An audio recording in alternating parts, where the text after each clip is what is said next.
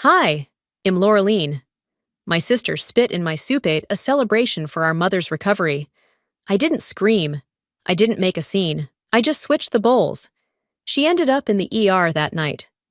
But that wasn't the real betrayal. The real betrayal was years of being erased from family photos, menus, memories.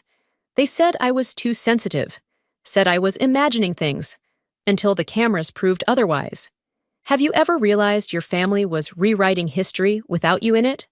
What would you do if the people who were supposed to love you made you invisible?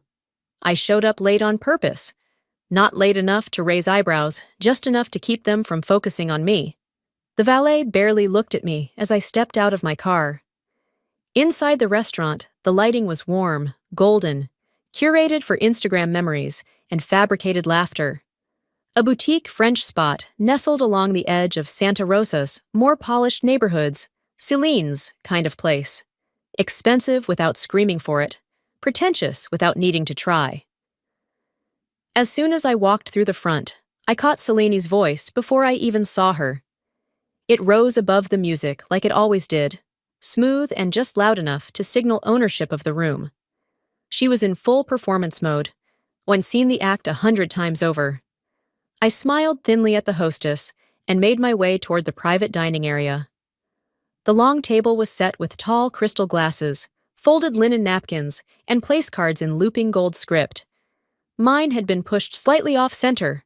Not torn, not missing, just off. Like me. "Look who finally made it," Celine called, standing to greet me with arms open and a smile too symmetrical to be sincere.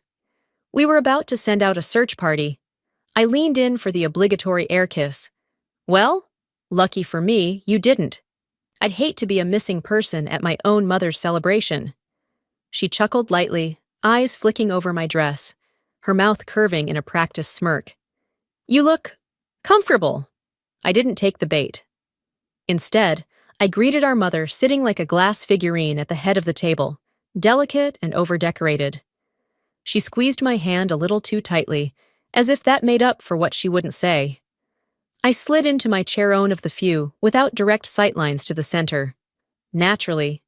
As the dinner began, I floated, smiled, nodded, laughed at the stories being told about Celine's latest professional campaign like I hadn't been the one who helped edit the damn pitch deck 2 years ago.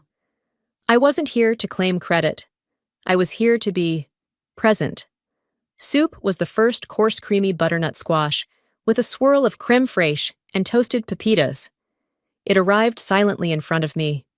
The server's hands were swift and trained, leaving behind aroma and anticipation. I excused myself to the restroom, needed a break from the soft buzz of social performance, from the corners of the room, from the way my mother kept adjusting her pearls every time someone praised Celine. When I returned, something subtle off-caught my eye. A shift in posture, a quietness in Celine's grin. She leaned forward, her hand barely brushing the rim of my soup bowl. Her lips moved. Then it happened. A quick, deliberate motion, so slight it could have been missed, if not for the mirror behind the wine chiller reflecting everything. Celine spit into my soup. It wasn't a joke. It wasn't a slip. It was a statement. She didn't know I saw. I stood there for a second, hands at my sides, stomach turning not because of the soup. Because of the history behind that spit. Because of every eye roll, every undermining comment, every story she retold where I was the punchline. Because of every time she told someone, "Laureline? Oh, she's just around."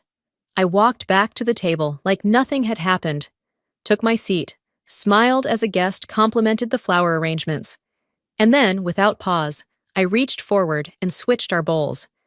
She was too caught up laughing at her own joke to notice. I didn't eat. She did. Her spoon dipped, swirled, lifted. Her smile was radiant as she savored her sabotage, unaware that the joke, this time, wasn't mine. I stared at my untouched bowl, letting the silence fill me. Not the room's silence mine. The kind that held decades. The time she told my high school boyfriend I cheated on him, he left me for her. The way she accidentally stole my graduation speech by getting a nosebleed during my turn. The time she RSVP'd for both of us to a cousin's wedding, but forgot to give me the invite. I'd swallowed every slight. Let her take center stage. Let her write the family's narrative with my name left out of the cast list. But not tonight. I wasn't going to flip the table. I wasn't going to scream. That's not the kind of woman I am. That's not the kind of woman I've ever been allowed to be. But I would remember this moment. Celine lifted her glass for a toast. To Mom, she said, and to second chances. Everyone clinked. I didn't. Instead, I whispered, more to myself than anyone else, let her swallow what she served. The soup may have been swallowed, but the aftertaste stayed with me, thicker than the butternut, heavier than the silence I'd wrapped myself in. I sat through the rest of that first course with a smile that felt stapled to my face, nodding at comments I wasn't invited to respond to. My sister laughed like she hadn't just crossed a line that couldn't be redrawn. The room shifted slowly. More guests filtered in as the main dinner hour approached. Family I hadn't seen in years. College friends of Celine's, and what looked like newer acquaintances, business partners maybe. The kind who wear their net worth in watch bands and polished veneers. Celine floated from person to person, arm hooked into our mother's, both of them glowing in curated grace. Introductions started. Of course, Celine led. This is our dear friend Tara, VP at Sterling & Co. She and Cormac go way back. Uncle Ron and Aunt Bev flew in from Arizona, bless them. She reached one hand toward me, barely glancing over. And that's Laura Linnamy's sister. She's always helping behind the scenes. My name passed like lint. No pause, no warmth. Just an obligatory note in her performance script. I stayed near the bar, sipping sparkling water and counting the seconds until I could go home. A woman I didn't recognize approached, smiling in that too polite way. Her dress screamed money, and her tone was laced with entitlement, masquerading as charm. "Excuse me," she said, glancing at the glasses on a tray near me. "Would you mind topping this off? I think we're low on champagne at the back table." I blinked. "Sorry?" Before I could say anything more, Celine appeared like she'd been summoned. "Oh no, noshes not with catering," she said with a laugh that sounded rehearsed. "She's family. But she's always keeping things running." The woman gave a half smile and walked off like nothing had happened. A few others nearby chuckled lightly, the way people do when they're uncomfortable but don't want to rock the boat. I smiled too. That's what I was supposed to do. Inside, something cracked. It wasn't new. It had been cracking for years. But this time, I didn't try to patch it. I wandered toward the back of the room, stood beside a framed print of our family crest, and let my eyes blur over the gold lettering. The music hummed. Silverware clinked. People toasted and laughed and called out Celine's name like she was the mayor of the damn place. I remembered the graduation party. Mine. The one where she had a last-minute appendicitis scare and everyone forgot why we were there. Or the time Mom gave Celine the necklace that belonged to Grandma, even though she had promised it to me when I was 16. Or when my name was misprinted on a wedding program lorry instead of Laureline, and no one ever corrected it. When you've been misnamed enough times, I thought, you stop correcting people. I wasn't essential. I was nice to have around. I was reliable. I was the one who could be counted on not to make things messy. I turned and saw Veda, my daughter, standing at the far end of the room with a plate of fruit in one hand, quietly watching. 14 years old, curious eyes taking in everything. That's when the thought hit me hard. If I keep swallowing this, what is she learning about how women should be treated in families like ours? I didn't leave. I didn't cry in the restroom. I stayed, planted, watching, waiting. Celine was mid-conversation with someone when a server approached me with a small folded menu. "I believe this is yours," he said gently. I unfolded it. Every name printed in gold foil, arranged by course and seat. Mine was there scribbled in last, with black ballpoint ink, crooked and fading. Not printed, not planned. Scribbled. It wasn't just my name that was missing. It was pieces of me cut out, erased, blurred at the edges like it only ever been a shadow. I sat there holding the menu like it was evidence in a trial, and in a way, it was. Everyone else's name was elegantly printed, engraved in gold cursive that shimmered under the warm glow of the chandeliers. Mine, scribbled in shaky ballpoint pen, tilted, rushed, smudged. As if someone had added it last minute, reluctantly, with no time to spare. I brushed a fingertip over the ink. It was still damp. A young server, probably no older than 22, leaned in as he cleared a nearby plate. He glanced at the menu, then lowered his voice. "Your sister finalized the list this morning," he said, with an apologetic shrug. "Guess your name didn't make the print run." I didn't flinch, didn't speak. I just gave him a slow nod and folded the menu in half, creasing the edge like I was sealing away a piece of the truth I already knew. Across the room, Selene was mid-laugh, head tossed back, surrounded by people who had always adored her. She was retelling a story I remembered clearly, because it had been mine once, but she was the one shining now, passing it off as if it belonged to her. That was her gift. Take what want hers, polish it with charm, and present it like a family heirloom. I slipped away from the table. The party had spilled into the adjacent lounge, where someone had mounted a canvas collage for guests to admire. A sweeping title scrolled across the top in fancy script. Legacy, a decade of love. At first, I kept my distance. Then I felt myself drawn in, one hesitant step after another. I scanned the photo snapshots from birthdays, holidays, graduations, and backyard barbecues.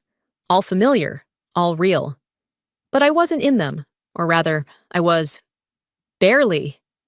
A blurry silhouette in the background here, the back of my head there. One frame showed me setting up chairs while Selene posed front and center, beaming with a wine glass raised like a trophy. I stared at that one the longest. A cousin drifted up beside me, holding a mimosa. She squinted at the collage. "Were you not at the 2016 reunion?" "I think that's the only one you're missing from." "I was there," I said softly. She blinked. "Oh, maybe you just didn't get in any pictures." "No, I took the pictures." I stepped back, the collage warping before my eyes. It no longer felt like family history, it felt like a stage play. A curated narrative where the spotlight had always been pre-assigned. And I was the lighting crew, never meant to be seen. There was a time, not too long ago, when I would have laughed it off, tossed out some line about being camera shy or better behind the scenes. But the ache in my chest said otherwise. These weren't simple oversights. These were choices. Repeated, deliberate choices. And the most painful part? I had let them happen. I looked around the room. These were people I'd known my whole life. People I'd driven to the hospital, helped move apartments, covered bills for. They were sipping champagne, complimenting the decor, enjoying the food, every bit of which I had quietly helped coordinate and fund. But no one mentioned that. No one even glanced in my direction. They remembered Selena's speech, her dress, her curated smile. And once again, I stood there, present in body, invisible in every other way. A ghost with a pulse. I returned to my seat, but something in me had shifted. I pulled out my phone and opened a message to Veda, my mentee, who'd been struggling with a toxic work situation. "Don't let anyone shrink you into a supporting role in your own life," I wrote. "Not your boss, not your friends, and especially not your family." I hovered for a moment. Then I hit send. When I looked up, Selene was walking toward me, phone in hand, smile wide, too wide, the kind of smile that wasn't meant for me but for the audience watching. "Ready for group photos?" she called out, her voice bright and loud enough to draw attention. "Let's make sure everyone's in this time." Everyone. Her eyes didn't meet mine, but her message did. And this time, I didn't smile back. Some of us had already learned how to stay out of frame. I stood back, arms loosely crossed, as Selene posed dead center in every photo.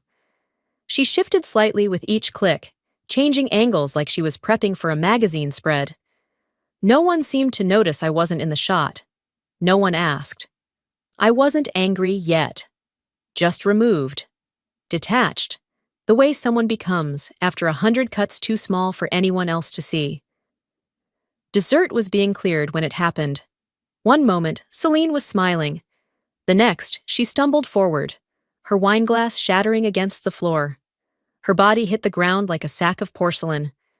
A murmur surged through the room, followed by gasps and chairs scraping back. Cormac reached her first, crouched low, calling her name in a voice that tried hard to sound calm but cracked at the edges. People hovered. Waitstaff radioed for assistance. I stayed still. And then it started, the whispers. Is she allergic to something? Did she eat anything unusual? Someone else, quieter, leaned in to a neighbor. I saw her switch bowls during the soup course. That got everyone's attention. I turned my head slowly. That's all it took. One glance from me, and suddenly every eye was asking the same silent question. A few minutes later, I was asked, more like nudged into a hallway behind the main dining room. Irene stood there with that pressed lip smile she used when she wanted something unpleasant to pass without incident. Beside her, two aunts, whose names I barely used anymore. And Cormac, arms folded, eyes avoiding mine. You were sitting next to her, one aunt said, voice syrupy. We just want to be sure everything's okay. Cormac added, Did anything happen during dinner? Any chance she was stressed? You know how she internalizes things. I looked at each of them, one by one. Their expressions were painted concern. But I've lived too long not to recognize performance when I see it. I swapped our bowls, I said, calm as glass. Because she spit in mine. No one spoke. Irene blinked. What do you mean? She leaned over and spit into my soup when she thought I wasn't looking. So I switched the bowls. That doesn't sound like Celine, one of the aunts muttered, as if that meant anything. She didn't know I saw her, I continued. But I did, in the wine chiller's reflection.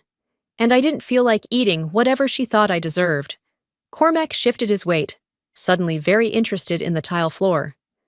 Irene opened her mouth, but I raised my hand slightly. Don't explain it away. Don't tell me she was under pressure or trying to be funny. She did it because she could. Because she's always been able to. I'm sure there's a misunderstanding, Irene said. Too quick, too polished. I tilted my head. Do you think I'm lying? No, she said slowly. But it just doesn't make sense. It never has, I replied. But I'm done making room for it. The silence was thicker now, not awkward exposed. I won't apologize, I said evenly, for refusing to eat her cruelty. It was the first time it said something like that, and not second-guessed it. I didn't care how it sounded. I didn't care if it made anyone uncomfortable. For the first time, I didn't need them to believe me. I believed myself. I turned and walked back toward the dining room, passing the stunned faces of guests who had heard only pieces and filled in the rest. The music had stopped. Forks rested untouched. People stared as I re-entered, not dramatically, just present. Let them watch. But they weren't the only ones watching that night. Veda had been standing by the far window when I returned to the dining room, her small frame almost hidden behind a curtain. She didn't ask questions. She didn't need to. Her eyes told me everything she saw me, fully. And for the first time, that was enough. The room never truly recovered from my confession. Conversations quieted, glances sharpened, but no one dared bring it up again, not openly. Even Cormac couldn't meet my gaze. Celine, of course, was escorted out by staff and an ambulance within minutes. She wasn't unconscious, just overwhelmed. Or so they said. It didn't matter. Back in the hallway, I felt a shadow fall beside me. Irene. She said nothing at first, just stood there, arms crossed as if shielding herself from a wind that never blew. After a moment, she sighed.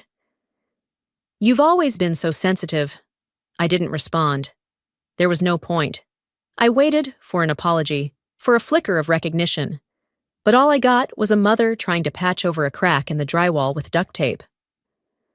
Later that evening, I found myself sitting near the nurse's station at the hospital, a paper cup of lukewarm coffee in hand. I heard my mother's voice echo from down the hall as she spoke to a nurse behind the check-in counter. "She's Selena's sister," the nurse said, pointing my way. "Next of kin?" Irene hesitated. "Selene is the oldest. And the other daughter, oh, Laura?" My name caught in her throat like an afterthought. "Laureline?" I corrected softly. The nurse nodded with a gentle smile. My mother didn't flinch. She just turned away. We returned home just before midnight. Veda went upstairs without a word, her face tired in a way that felt too old for 14. I wandered into the guest room, the one that used to be mine, before Selene turned it into a storage closet for party supplies and off-season clothes. I stood still for a while before moving toward the bottom drawer of the old writing desk, the one that stuck halfway and always needed a gentle kick. Inside was a mess of old birthday cards, mismatched batteries, and a stack of faded envelopes wrapped in a rubber band. I flipped through them absent-mindedly until one stopped me. My name. Handwritten in that delicate, careful script Irene reserved for Christmas cards. It was sealed, dated 11 years ago. I opened it. "Laureline, I know I treat Selena differently. She needs praise. You just manage. Sometimes I think you don't need me. And maybe I've used that as an excuse to step back. But I do notice. Even if I don't say it, I notice you hold things together when no one else does. It wasn't an apology, but it wasn't nothing. I read it twice. Then again. The letter didn't rewrite the past. It didn't excuse the name mistakes or the silences. But it cracked something open in. Understanding I hadn't wanted, but maybe needed. Some wounds weren't just about being forgotten. They were about never being seen in the first place. I sat on the edge of the bed, letter still in hand, thinking about how many times it swallowed pride, let moments pass, let people laugh. I wasn't angry anymore. Not in that burning, helpless way. I was tired, but I was clear. I pulled out a small frame from the bottom drawer, cheap one, meant for an old photo. I slipped the letter inside and placed it on the nightstand. Not to forgive, but to remember, and to stop rewriting it in my head. Before going to bed, I walked down the hallway and slid a folded note under Veda's door. "Your name will never be misplaced in this family, not while I'm alive." I turned off the lights, ready to finally rest. As I closed the drawer, another voice startled me from behind. "You're not going to let this go, are you?" "No," I said. "And you're not ready for what I kept." I didn't flinch. Not when Selene hissed my name like it was beneath her teeth. Not when she spat out her last line like she still had the final word. I didn't look back. I didn't need to. I walked past the valet stand, heels crunching softly against the gravel path. There was no anger left in me. No need to scream. What I felt now wasn't rage, it was clarity. I wasn't running away from a confrontation. I was walking straight toward something I'd held onto for weeks. Something precise. Something undeniable. Proof. The night air was cool against my skin as I slid into my car and started the engine. I drove back across town, my hands steady on the wheel, headlights slicing through the quiet. The restaurant parking lot was almost empty by then, the party long over, but I could see a few staff cleaning up through the windows. The manager, a man named Theo, was behind the bar, stacking glasses. He looked up as I walked in. "Miss? I need 5 minutes. Alone, if possible." He hesitated, uncertain. "Is something wrong?" "Depends," I said. "Do you still keep surveillance footage from the dining room?" He straightened. "There's one camera, above the wine display." "Why?" "I think you already know." 10 minutes later, we were in a small office behind the kitchen, the kind of space that smelled faintly of bleach and old receipts. A monitor blinked to life. Theo pulled up the footage from earlier that afternoon, time-stamped and silent. We watched. There she was, Selena dressed in cream silk and a smile that didn't reach her eyes. She leaned over the table casually, as if adjusting the silverware. but her eyes darted to the left, to the right. Then, in one slow, deliberate movement, she tilted her head and spit into my bowl. Not a joke, not a mistake, a decision. She straightened, laughed to herself, and sat down like nothing had happened. My jaw didn't clench. My hands didn't shake. I just kept watching. Another angle showed her waving to the waiter. She pointed to her head, mimed a quick motion with her fingers, as if something had slipped her mind. The waiter nodded. A few minutes later, he returned with a different bowl, slightly lighter broth, different garnish. Her soup. 2 bowls, 1 message. She knew exactly what she was doing, and exactly which one was meant for me. I turned to Theo. "Can I get a copy?" He looked at me for a long moment, then pulled out a USB stick from a drawer. "I don't want to be involved." "You're not," I said softly. "You're just showing me what's already been done." He handed it over. I left with a quiet thank you and walked into the night. Back home, the house was still. Veda was asleep. I moved silently through the kitchen, poured a glass of water, and opened my laptop. I slid the USB in and hit play again, not because I needed to, but because part of me still didn't believe it. And yet, there it was. Frame by frame, her intent, her betrayal. I emailed it to myself twice. Once to my main account. Once to a private cloud I rarely used. Then, I sent it to my lawyer with a message that read, "Just in case this escalates." I opened the family group chat, the same thread where they sent photos of Selini's new kitchen renovation and ignored my messages for weeks. My fingers hovered over the screen. I typed, "Subject," for anyone who's curious. But I didn't send it. Not yet. Instead, I created a folder on my desktop. Selini Truth. Inside, I dropped the video. Then I opened my phone's gallery and started capturing screenshots, clear ones. Her face. Her gestures. The moment the bowls were switched. I started a checklist on paper. Print visuals, draft timeline, call attorney again. Tell Veda the full truth before it goes public. I sat there, at the edge of my bed, rereading the message that I hadn't sent. Again. And again. It wasn't about proving them wrong. It wasn't even about shaming her. It was about reclaiming something she had tried to steal me name. My voice, my dignity. This time, I wouldn't let it slide. Morning came, soft and silver, like the calm after a storm. I hadn't slept much, but I felt awake, clear, grounded, ready. At 7:32 a.m., the family group chat lit up. "Cormac, we need to talk. Tonight. All of us." I didn't answer. I just smiled. They had no idea what had already set in motion. They had no idea what had already set in motion. By the time I pulled into Celine and Cormac's long, too-perfect driveway, the sun was starting to melt into the trees. Golden light flickered off the manicured lawn, and the house stood there pristine, curated, almost smug. White candles glowed from each window, and not a single trace of life a toy, a stray shoe, even a smudge on the glass dared exist out of place. It was exactly how Celine liked it. Flawless from a distance, hollow once you stepped inside. I didn't turn off the engine, just sat there, staring. Next to me, Veda adjusted her seatbelt but said nothing. Her presence was steady, like a grounding wire. "You don't have to come in," I told her. She glanced at the house, then at me. "I won't. Unless you call. If I hear your voice crack, I'm coming through that door." I nodded. We didn't need more words than that. I stepped out, my phone tight in my hand, like a weapon not for attack, but for surgery. I wasn't walking into a conversation. I was walking into a final extraction. What I planned to cut out today wasn't Celine or even Cormac. It was something older, something that had been growing quietly inside me for years. The need to be accepted by people who thrived off my erasure.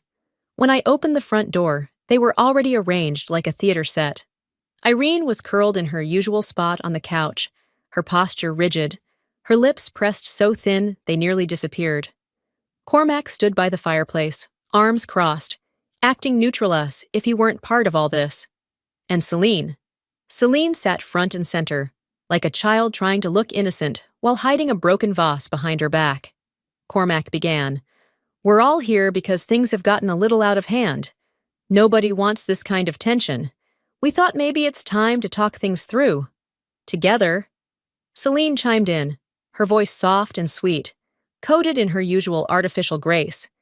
It's just all been so confusing, really. I think we can all admit emotions were high. I almost laughed.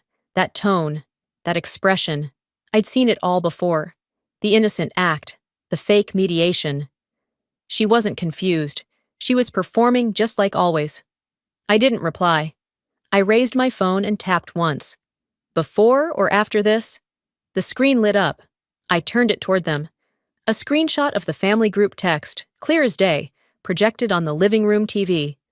One message, under Celine's name, sent just before the gallery event. Let her sit in the back. It's where she belongs. No one moved. Celine blinked first. That was meant for Cormac. I thought I was texting him privately. You didn't delete it, I said, cutting her off. You didn't apologize. You left it there like a name tag, like a label I was supposed to accept.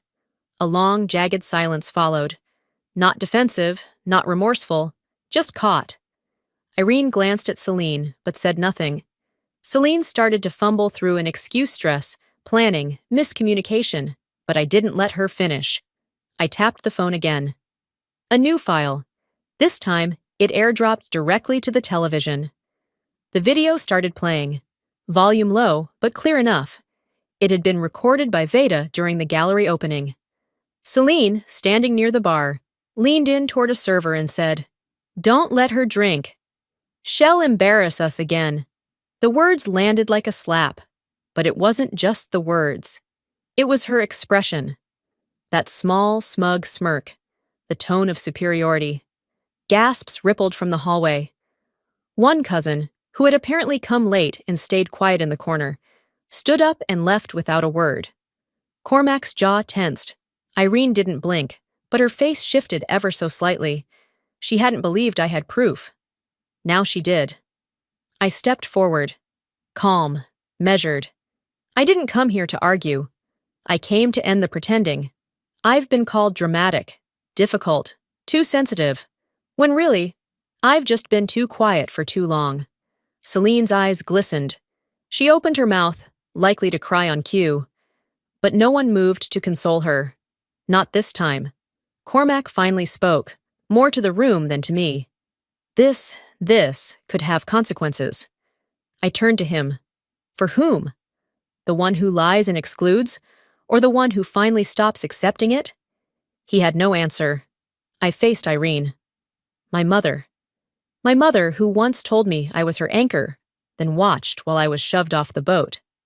She didn't look away, but she didn't defend me either. I'm done keeping the peace, I said. Not if it means swallowing poison. I turned toward the door. That's when Selena broke. Her voice rose, sharp and cracking. You think this is over? I stopped. One hand on the doorknob. I turned back, steady as stone. No, but your version of it is. And with that, I stepped out into the evening air. The sky was darker now, but I didn't feel heavy. For once, the weight wasn't mine. And I had no intention of ever carrying theirs again. Some endings don't need an invitation. They just need a witness. I wasn't planning to go to the dinner. Not at first. But after I sent the message to the family group thread with everything, every receipt, every buried truth I'd quietly collected, something in me shifted. The thread lit up within 30 minutes. Reactions poured in like nervous weather. A thumbs up from my aunt, a heart from my cousin. A shocked face from someone I didn't even know still had me on notifications. But what stood out the most was the silence. No one defended Celine, not even my mother. And that silence? It didn't hurt for once. It landed like a long-awaited breath, like someone had opened a window in a house that'd gone stale with secrets. Still, I got in the car. Still, I went, not for closure. Closure is a myth people chase when they want neat endings. This wasn't about healing or reconciling. This was about standing in the room, looking everyone in the eye, and letting them feel the weight of what had finally surfaced. I didn't want to hear secondhand stories or warped versions passed through wine-soaked whispers. I wanted to see it for myself, the unraveling. The table was set when I arrived, too carefully. Polished silverware, candles too tall for comfort. There were place cards this time. Mine actually had my name on it, no aliases, no extra guest. Just Laureline. I sat at the end of the table. Not tucked away, not front and center. Just solid, present. Celine wasn't there. Apparently, she'd been admitted to a hospital nearby earlier that morning, under observation, someone muttered. The word around the table was food poisoning, and of course, I saw the flickers of suspicion behind a few glances. As if the timing wasn't suspicious in itself. Veda sat beside me, her posture quiet and unshaken. She had aged a decade in the last week, but not from sadness, from clarity. There's something about watching your mother reclaim her place that redefines the word strength for a daughter. Midway through the main course, Cormac approached me with that politician's tilt to his jaw. His voice was soft, rehearsed. "Laureline," he said, "if this continues to escalate, no one wins." "Is that a threat?" I asked, without flinching. He gave a tight smile. "It's just the truth." I met his eyes, sharp and steady. Then let the truth do the talking. I returned to my seat. A few moments later, the room shifted. Dr. Ansel Grove entered through the side door uninvited, but clearly expected by someone. A hush fell over the table. Even the knives stopped scraping. He wasted no time. "Ms. Calloway experienced an adverse reaction to a stimulant compound," he said flatly. "It's something often found in over-the-counter weight loss supplements. It was worsened by alcohol and heightened stress. I want to be clear. It was not food-related." He didn't look at me. He didn't need to. A few people exhaled. Others glanced at one another. The narrative shifted. Celine's absence, once ominous, now looked more like a calculated retreat than a medical emergency. A curtain pulled back just enough to show the strings. Under the table, Veda's hand found mine. I didn't look down, but I squeezed it once. That was enough. As plates were cleared and a thin fruit tart arrived for dessert, a woman I barely recognized floated over to me. One of Celine's friends, perfectly toned, glass of red wine in hand, and a smile stretched too wide to be sincere. "You handled that really well," she said. "Honestly, after everything with the divorce, I wasn't sure you'd bounce back." I looked at her, held her gaze just long enough to make her uncomfortable. "Good thing," I replied softly. "I wasn't bouncing for anyone but myself." She blinked, confused, and gave a polite laugh, like it told a joke she didn't quite understand. Then came the final toast. "There's always one." I stood, lifting my glass not high, just enough. My voice didn't tremble. "To Celine," I said evenly. "May we all heal, honestly." The silence after was brief. A few clinks, a few nods. No applause. Then I walked forward and placed a small stack on the table. I didn't explain it. I didn't need to. A copy of the evening's menu, my name handwritten in by my own hand. A printout of the family photo collage, the one that made the rounds last Christmas, with a red circle around the only blurry, cut-off photo of me. Everyone else had 10 shots. I had a shoulder. And one final page. A quote from a letter my mother had written, but never sent. "Sometimes I think you don't need me. But maybe I've been wrong." I didn't look up. I didn't explain the quote, or where I found it. I turned to leave. As I reached the doorway, someone behind me, maybe a cousin, maybe one of the cousins' partner, called out, "Where are you going?" I paused, hand on the doorframe. My voice was calm. "Home," I said. Finally. And I meant it. But leaving the table didn't mean I left the hunger behind. I walked into the night air after that dinner and let the door close behind me, not looking back. The restaurant's lights dimmed behind glass like a distant stage gone dark. For once, I wasn't trembling. I wasn't wondering how they'd spin it. I wasn't even rehearsing comebacks in my head. It was done. And I was done. A week passed. Quietly. Celine didn't call. Neither did Cormac. The group chat that once buzzed with birthday plans and passive-aggressive updates about holiday logistics had gone silent. Not even an emoji. Then Irene called. Not to ask how I was. Not to revisit the letter or acknowledge the documents I'd laid bare in front of the family. She asked if I was coming to brunch. "They miss you," she said, like I was a casserole dish gone missing from the buffet line. I told her gently, "I think I'll sit this one out, maybe for good." She didn't argue. Just paused, then said, "Well, the chair will be there if you change your mind." That Sunday, they gathered without me. I didn't ask, but Veda peeked at a cousin's Instagram story. One photo showed the long brunch table. 12 seats filled. One chair left empty, a coffee cup untouched in front of it. For her, someone had written in the caption. Irene had apparently said, I was just going through a phase. She's always been difficult, she'd added, always needing to feel seen. No one noticed it was the same chair that used to have Celine's gold nameplate, the same one I was never invited to sit in. Days later, Celine posted a throwback on social media, an old photo from a Christmas party a decade ago. She captioned it, "Remember when I saved Christmas dinner with that last-minute dessert?" I stared at the screen. That dessert was mine. I had made it from scratch when the store bought one she'd promised to bring thawed into mush in the trunk of her car. No one thanked me that night, just compliments for Celine for thinking ahead. Even now, the truth was a photo edited after the moment had passed. I didn't comment, didn't correct her. I just shut my phone off and took a walk with Veda along the trail by the bay. She kicked pebbles with the toes of her sneakers while I breathed in the salt and wind. "You okay?" she asked after a while. I looked down at her. "Being remembered isn't the same as being known," I said. "You deserve both." She didn't reply. Just reached for my hand and held it without squeezing. That evening, Celine received notice of an internal ethics review at her PR firm. I wasn't told directly, but word got around. Someone had submitted clips and edited footage, screenshots, witness statements. There were no lawsuits, no public takedown, but there were whispers, meetings she was left out of, invitations that stopped arriving, distance, soft and slow. She'd always valued image. It was strange to watch her become invisible on her own stage. At a writing group session I joined at the library, the topic of the week was unsent truths. Everyone brought letters they never mailed. I brought Minimi Mothers, the one that had gathered dust in the drawer for over a decade. I didn't read it aloud. I just held it while others shared theirs.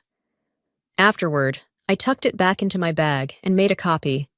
Some wounds don't close with time. They close when we stop hoping they never opened. Sometimes, the deepest healing doesn't come from being right. It comes from finally being heard. I spent years staying quiet, thinking silence made me strong. But silence doesn't protect you, it erases you. And if there's one thing I've learned, it's this. Speak your truth before someone else rewrites it for you. If you've ever felt like the invisible one in your own family, I hope this story reminds you that your voice matters, that your name matters, and most of all, that you don't have to earn your place at a table built with your hands. Let me ask you, have you ever been treated like a background character in your own story? If so, how did you reclaim your voice? Share with me in the comments. Let's talk about it. If this video touched your heart, leave it in the comments or tell me where you're watching from. And if it didn't, let me know why. I welcome every honest opinion. Don't forget to subscribe to this channel for more true stories that go beyond the surface. Your support helps these voices be heard.